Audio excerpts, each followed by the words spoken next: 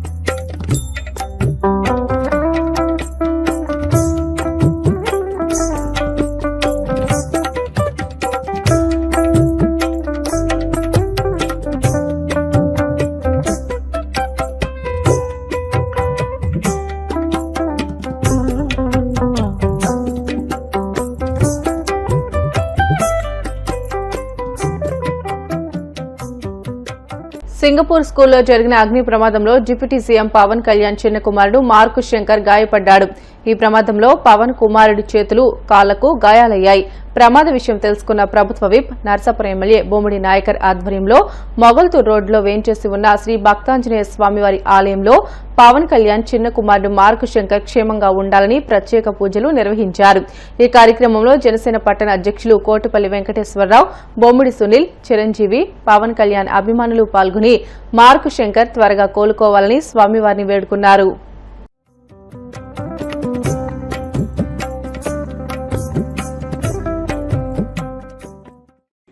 రోజున పెద్దలు గవర్నమెంట్ మరి ఆంధ్ర రాష్ట్ర డిప్యూటీ సీఎం పవన్ కళ్యాణ్ గారి చిన్న కొడుకు మరి జోసెఫ్ సుషాద్ అక్కడ మరి సింగపూర్లో అక్కడ చదువుకున్న దాంట్లో ఇన్స్టిట్యూట్లో అగ్ని ప్రమాదం కాళ్ళు చేతులు కూడా గాయం అవ్వడం చూసాం. చాలా దురదృష్ట సంఘటన అది. మరి ఈ రోజున మేము చిరంజీవి గారు ఫ్యాన్స్ ఆధ్వర్యంలో జరిగిన అందరూ కూడా ఇక్కడ ఆంజనేయ స్వామి దగ్గర వచ్చి అతను ఆరోగ్యంగా ఉండాలని చెప్పి అది కోరుకుంటూ ఆంజనేయ స్వామి దగ్గర పూజా కార్యక్రమం ఏర్పాటు చేస్తాం. త్వరగా కోరుకోవాలని చెప్పి మరి సందర్భంగా మేము తెలియజేస్తున్నాం. అదేవిధంగా పవన్ కళ్యాణ్ గారు కూడా చూశారు. మరి పక్కన తన కొడుకు ఒక ఆరోగ్యం ఇబ్బందికరంగా ఉన్నా సరే మరి ఆ రోజు ప్రజలు ఏదైతే కార్యక్రమాలు ఉన్నాయో ఆ కార్యక్రమాలన్నీ కూడా చక్కబెట్టుకుని మరి ఆయన ఆ సింగపూర్ పర్యటన కూడా చేయడం చూస్తాం. ఇంకేంటంటే ఏదన్నా మనకి కుటుంబం కన్నా ప్రజల క్షేమం అన్నది ప్రజల అవసరం ఉన్నదాన్ని కూడా మన ఈ సందర్భంగా కూడా మనం తెలియజేసుకోవాల్సిన అవసరం ఉంది.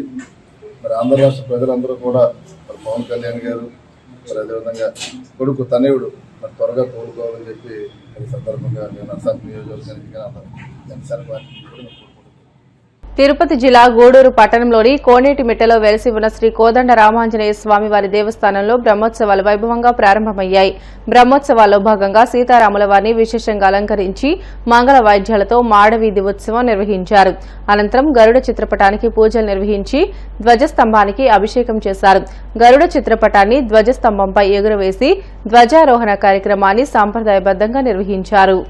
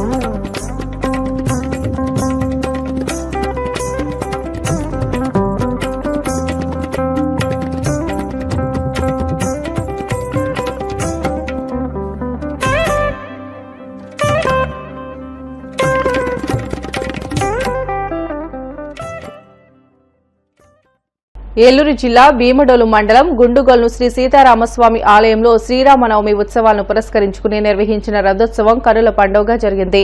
ఆలయ చైర్మన్ కొండా గంగారాజ్ కుమార్ ఆధ్వర్యంలో అర్చకుల బృందం తొలుత రథానికి విశేష పూజలు నిర్వహించారు.